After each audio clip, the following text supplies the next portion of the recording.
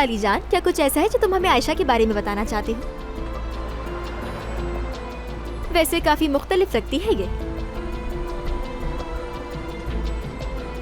हाँ, मैं special child हूँ। Special child? आयशा एक गोल्डन चाइल्ड है।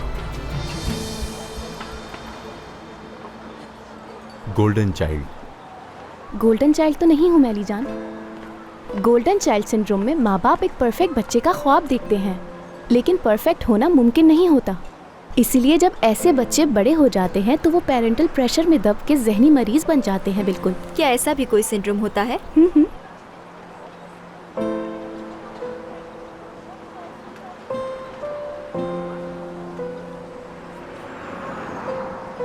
क्यों ना कुछ खाया जाए, मुझे बहुत भूख लग रही है। क्या कहते हो? क्या हम मूवी देखने नहीं जा रहे हैं अली जान?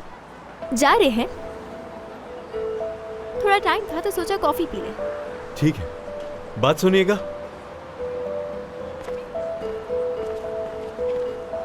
आप ऐसा करें, मेन्यू लेकर आ जाए प्लीज। डीला। Thank you.